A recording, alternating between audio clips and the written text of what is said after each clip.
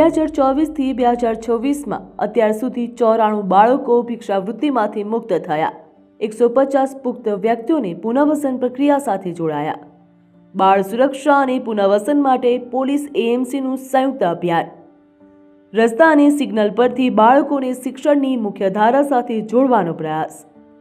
બાળમજૂરી, ભિક્ષાવૃત્તિ અને માનવ તસ્કરી સામે કડક કાર્યવાહી। 276 બાળકોને સુરક્ષિત જીવન તરફ આગળ વધારવામાં સફળતા। બાળ સુરક્ષા ક્ષેત્રે રાજ્ય સરકાર અને પોલીસની નોંધપાત્ર કામગીરી।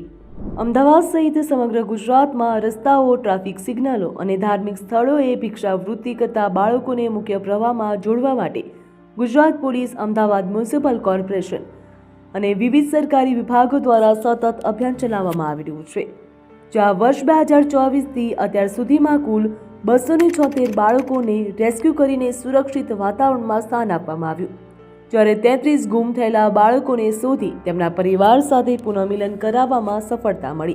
આ મુહિમને લોકો દ્વારા સારો પ્રતિસાદ પણ મળી રહ્યો છે, જ્યાં ક્રાઇમ બ્રાન્ચ તેમજ મહિલા વિંગ સહિતની ટીમ દ્વારા આગામી એશિયન ગેમ્સ અને Commonwealth games anti child labour campaign चालू રહેશે તેમ પણ તેમણે ઉમેર્યું હતું। अहमदाबाद क्राइम ब्रांच के महिला सेल और एंटी ह्यूमन ट्रैफिकिंग यूनिट्स के द्वारा स्पेशल ड्राइव्स कंडक्ट करने में आई गई हैं। 2024 से लगभग 276 से अधिक बच्चों को भिक्षावृत्ति और फोर्स चाइल्ड लेबर में से रेस्क्यू किया गया है। साथ ही साथ उनको एएमसी के जो स्कूल्स हैं उनमें रिहेबिलिटेट किया गया है। हम आप सबको बताना चाहेंगे कि इन अभियान में हमने कुछ जगह पे juvenile justice act, Gujarat police act के तहत मुकदमे भी दाखिल किए हैं और काफ़ी केसेस में पाया गया है कि भीख मंगाने वाले या लेबर करवाने वाले उनके अपने माँ बाप अथवा उनके नज़दीक के परिवारजन भी हैं, जिनके खिलाफ भी पुलिस ने एक्शन लिया है। अभी हाल ही में हमारे माननीय उप मुख्यमंत्री श्री द्वारा जो ऐसे रेस्क्यू कराए गए बच्चे हैं उनकी उपस्थिति में उनको एएमसी के स्कूल में दाखिला भी दिलवाया गया है और उनको सहूलियत भी मुहैया कराई गई हैं। इसमें हम आपको बताना चाहेंगे कि जो रेस्क्यू करे हुए बच्चे होते हैं उनका सबसे पहले मेडिकल टेस्ट किया जाता है। मेडिकल टेस्ट के साथ साथ उनकी काउंसलिंग भी की जाती है। फिर जो चाइल्ड वेलफेयर कमेटी है वो निर्णय लेती है कि बच्चों के भविष्य के बारे में आगे उनको क्या करना है। तो इस ड्राइव से हमें काफ़ी अच्छा पब्लिक की तरफ से भी रिस्पॉन्स मिला है और उम्मीद है जो आने वाले एशियन गेम्स और कॉमनवेल्थ गेम्स हैं उसके मद्देनज़र अहमदाबाद क्राइम ब्रांच और उसकी एएचटीयू और महिला सेल यूनिट्स द्वारा जो ये एंटी बेगिंग और एंटी चाइल्ड लेबर कैंपेन है ये जारी रहेगी। गुजरात नहीं परंतु देशना इतिहास में कदाच एक साथे आटली मोटी संख्या में बालकोने भिक्षावृत्ति थी आजाद करावीने एमनु उज्जवल भविष्य बनावा माटे शालामां प्रवेश अपावतो सौथी मोटो कार्यक्रम एटले आजनो आ शाला प्रवेश उत्सव छे। अनेक बालको जेने क्यारेय शालानी बेग केवी होय, पुस्तक केवी होय के पछी शालामां घंटड़ी कई रीते वागती होय ने एनो अवाज ज नथी सांभळ्यो, एमने हमेशा सिग्नल उपर पोलीसनी सिसोटी सांभળી છે કે सिग्नल खुली અને सिग्नल बंद थाय तेवा बाळकोने शालानी रिसेसनी घंटड़ी सांभळવાનો अवसर प्राप्त करावानो अवसर एटले शाला प्रवेश उत्सव। आजे हूँ अमदावाद पोलीस ने खूब खूब खूब अभिनंदन आपू छू।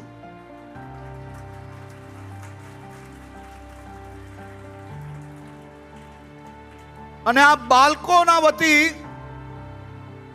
હું તમારો આભાર માનું છું। આ બાળકોની આંખોમાં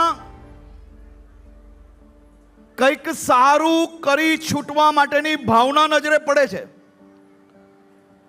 આ બાળકોમાં જે હુનર છે તે હુનરને દબાવવા માટે ક્યાંક ને ક્યાંક એ લોકો પાસે ભિક્ષા મંગાવવામાં આવતી હતી, પરંતુ અમદાવાદ પોલીસે, મહાનગરપાલિકાએ સાથે મળીને 2022 થી આજ સુધી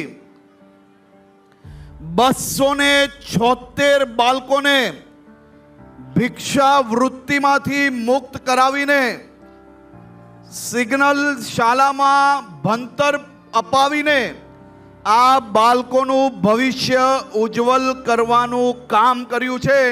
તે બદલ હું સમાજ જીવન અને માનવ જીવનના તમામ સભ્યો વતી ગુજરાત પોલીસ અને અમદાવાદ પોલીસને કોઈ પ્રોટોકોલની નહીં પરંતુ દિલથી સલામી આપું છું. અમદાવાદ શહેર ક્રાઇમ બ્રાન્ચ, મહિલા પોલીસ સેલ, શ્રી ટીમ અને અમદાવાદ મ્યુનિસિપલ કોર્પોરેશન સ્ટાફ દ્વારા સંયુક્ત ત્રિદિવસીય અભિયાન હાથ ધરવામાં આવ્યું, જેમાં આરોગ્ય સહિત વિવિધ સરકારી વિભાગોના સહયોગથી બાળકોની ભિક્ષાવૃત્તિ, બાળમજૂરી, માનવ તસ્કરી જેવા ગંભીર ગુનાઓમાંથી મુક્ત કરાવવા માટે વિશેષ ઝુંબેશ હાથ ધરવામાં આવી છે. જ્યાં જુવેનાઇલ જસ્ટિસ એક્ટ હેઠળ 22 કેસ પણ નોંધાયા છે, જ્યારે ભિક્ષાવૃત્તિમાં સંડોવાયેલા 94 બાળકોને બચાવી અને 150 લોકોનું રેસ્ક્યુ કરવામાં આવ્યું. CWC એટલે કે ચાઇલ્ડ વેલફેર કમિટી જે સ્થળની તેની સુરક્ષા માટે નક્કી કરે છે તે સ્થળે બાળકોને સોંપવામાં આવે છે અને મોટાભાગના કેસોમાં જે તે વાલીઓને વોર્નિંગ આપીને બાળકોને સુપ્રત કરવામાં આવ્યા હતા. એક 3 દિવસીય જોઈન્ટ ડ્રાઈવનું આયોજન કરવામાં આવેલું હતું. આ જોઈન્ટ ડ્રાઈવનો ઉદ્દેશ્ય એ હતો કે આપણા પબ્લિક પ્લેસીસમાં, જેવા કે કમર્શિયલ એરિયાઝ છે, મોટા મોલ્સ અને શોપિંગ કોમ્પ્લેક્સીસ છે, બિઝી ટ્રાફિક સિગ્નલ્સ છે, મંદિરોની બહાર, રેલવે સ્ટેશન્સ, બસ સ્ટેશન્સ જેવા વિસ્તારોમાં જે મોટી સંખ્યામાં જે જગ્યાએ ભિક્ષાવૃત્તિમાં ઇન્વોલ્વ થયેલા વ્યક્તિઓ તેમજ ખાસ કરીને બાળકો વધુ સંખ્યામાં જોવા મળે છે એવા બેગિંગ હોટસ્પોટ્સ આઈડેન્ટિફાઈ કરવામાં આવેલા હતા.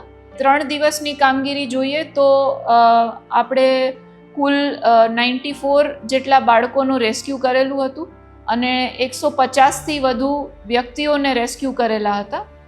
આમાં આગળ જે CWC એટલે ચાઇલ્ડ વેલફેર કમિટી જે બાળકને એમના સમક્ષ રજૂ કરવાના હોય છે અને બાળકના બેસ્ટ ઇન્ટરેસ્ટ પ્રમાણે CWC જે સ્થળ એના સેફ પ્લેસ તરીકે નક્કી કરે એ સ્થળ ઉપર અને એ વ્યક્તિઓને બાળકને સોંપવામાં આવે છે.